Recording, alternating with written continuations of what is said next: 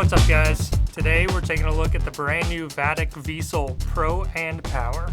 Vatic Pro has always been known for making great paddles at a great price point, and now they're back with two brand new full foam paddles. But the big kicker is that they will both cost just $99 after discount code, which is significantly lower than most of the competition. So let's take a quick look at what makes them unique and how they differ from each other. So as I mentioned, these are both full foam paddles, but what sets them apart from each other is their core design. The Power has a full EPP foam slab core with hexagon indentions, very similar to the design that we saw on the enhanced Gen 4.5, but with hexagon indentions instead of the teardrop shapes. The Pro, on the other hand, is using the floating EPP with EVA foam ring design that's been super popular on paddles like the Selkirk Project Boomstick, the Rhombus Quanta, and Bread and Butter Loco, to name a few. Both of these paddles will be offered in all 5 of Vatic's unique shapes, which include the V7 Elongated, the Flash Hybrid, and the Bloom Wide Body, as well as long handle versions of the V7 and Flash. The Visol line will retail for $109, but you can take $10 off using discount code Scooter, bringing them down to just $99. Before we get into how these paddles play, if you guys wouldn't mind subscribing to the channel, it really does help make reviews like this possible. Alright, so $99 for a full foam paddle sounds great, but are they any good? Well, in short, yeah, they're really good. They're both giving us what we expect and love from modern foam paddles, offering a high level of power without sacrificing control. However, there are some key differences in the feel and play between the two models.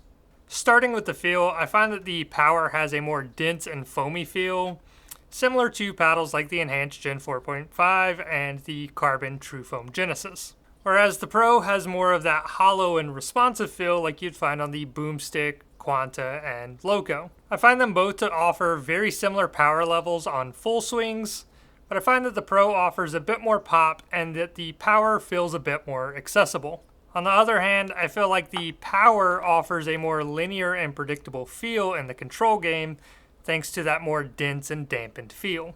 Overall, I really liked them both, but I did tend to gravitate more towards the Pro since I like the more aggressive playstyle and the more lively, responsive feel. I've been maining the Selkirk Project Boomstick since it was released, and switching over to the Visol Pro felt right at home for me.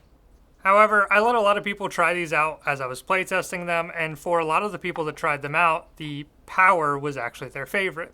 So I think it's really just going to come down to a preference and feel, and if you want a paddle that's more aggressive and lively, or something that's a little bit more dampened and controllable. I'm also happy to say that both of these paddles play very good in their stock form, but of course they do get a bit of a boost in power and stability with some added weight. Though I will say that I think the Pro benefits more from added weight than the Power does, but the Pro also has a lower average swing weight, which allows for more room for customization. For both of these paddles, I used the new 1 gram tuning tape from Pickleball Effect, placed directly on the sides at roughly the 3 and 9 o'clock positions. I ended up adding 3 grams on each side of the Power and 4 grams on each side of the Pro, and both of those setups felt very solid. I did feel like I had more room to add even more weight to the Pro, so I might experiment with that in the coming weeks as I test it side by side with the Boomstick, Quanta, and Loco.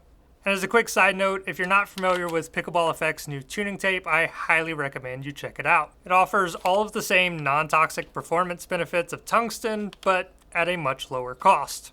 And it's quickly become my favorite weight tape for customizing paddles. I'll have a link in the description if you want to pick up some for yourself. But to wrap things up, I think that you really can't go wrong with either paddle in the Visol lineup.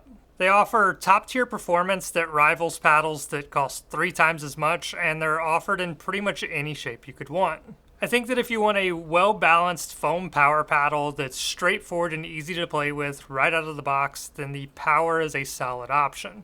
However, if you want something that's a bit more aggressive with more firepower and more room for customization, then pick up a Pro. But at $99, you truly can't go wrong with either one.